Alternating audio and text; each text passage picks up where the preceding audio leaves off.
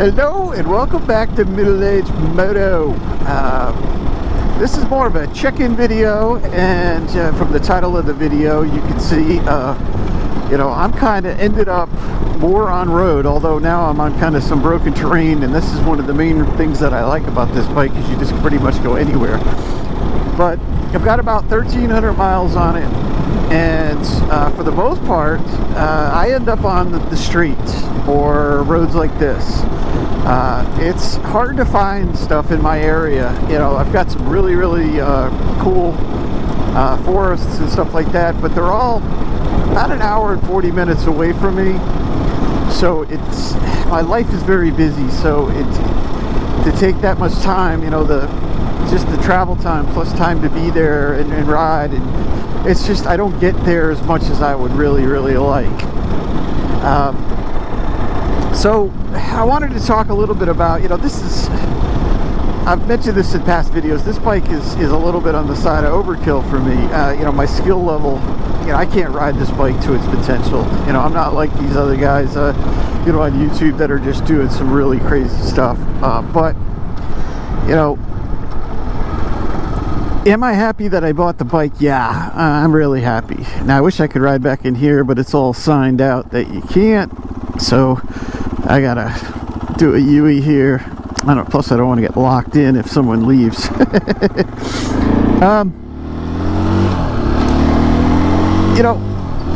How is the bike on the road? I've had some questions on some of my previous videos. I got people that kind of want to, they know they're going to end up on the road quite a bit with it.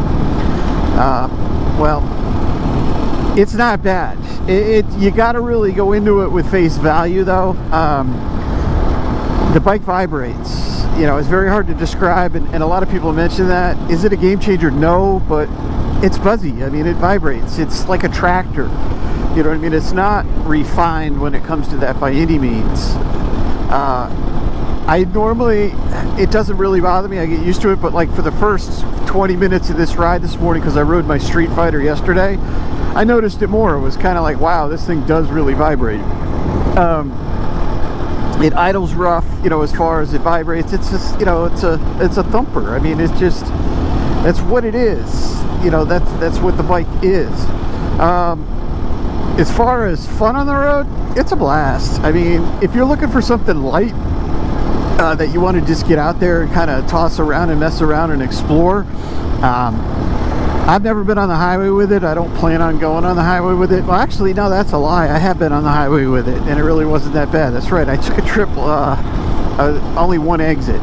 Yeah, that's true. I forgot all about that. It wasn't bad. It'll carry speed. It's plenty fast. Don't get me wrong there, and it's stable on the highway. It's a light bike though, so if a truck goes by you, it's going to blow you around.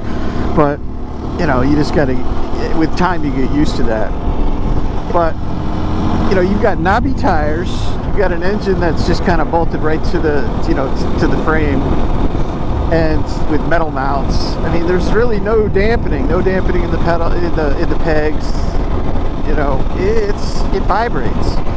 It's not smooth. It's more, instead of saying it's bad, think of it as it's an annoyance. It's kind of buzzy. I get used to it after a couple rides. It's a blast. It's a lot of fun. It definitely serves its purpose. I had a recent question where he asked, are the services, a pain in the butt? And the answer to that is no. They're quick and easy. And to be honest with you, the more I read, for the type of riding I do, there's people going 20, 25, 30 hours on an oil change.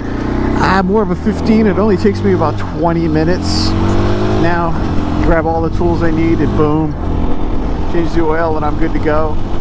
So I do it every 15 hours because I don't ride this bike solely. I've been riding my Street Fighter more. I'm getting better off-roads. I bought a off-road helmet where I wear goggles. It's just lighter. But I don't have my camera rig hooked up to it. I've been just trying to get out, in the woods and take those trips and get a little bit better. But as far as wear and tear of the bike, you know, they say that driving on the roads, you know, the rear, it's designed for off-road, so, you know, you may get some more wear and tear. It doesn't have a cush system in the rear rim, but it's got, you know, kind of a cush system in the clutch, which I don't really, you know, that's above my pay grade as far as technicalities. But I bought the bike to ride, so I'm going to ride it, and if something wears out, I'll replace it. You know, that's just it. With 1,200 miles, here's the tire in the rear, and you know, here's both tires. They've worn down quite a bit, but I'm still on the stock tires. I mean, you know, I'll get some more tires. I'm still on the fence because I end up being on the road a lot more, but I want it to be capable when I go off-road too. So I'm kind of, you know, tossing around what tire to do next. I don't really want to have it more squirrely when I'm off-road because I do go off-road with it, so I may just go with another set, and then, you know, if they last me a couple thousand miles, I mean, a tire on my Street Fighter, the rear tire lasts me about 3,000 miles. So if I get 3,000 miles out of these tires are, you know, a fraction of the cost. You know, it's installed, it's like over $450, $500 for a tire on my Street Fighter, so the cost is cheap.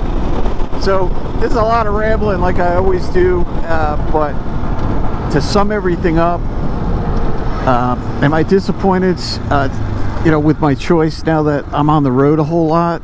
Absolutely not. It's still a blast. It's super light. It's got a lot of pep, and if I really want to open it up, I can get an ECM and exhaust. So, you know, it's definitely fast enough for me. Could get better gas mileage, but it doesn't. It's a performance bike. But with the seat concept seat, it's a pretty damn comfy bike. I can ride the thing for hours and really, you know, yeah, my feet get a little buzzy in my hands, but, you know, the hell, it's really, you know, if you're letting the service and the vibration stop you from moving forward on this bike, don't. You know, because it's very hard when you're reading and everyone's talking about buzzing. A lot of, you know, it's all, in my eyes, comparison to other bikes. You know, my Ducati Street Fighter is a precision bike. It's smooth as silk.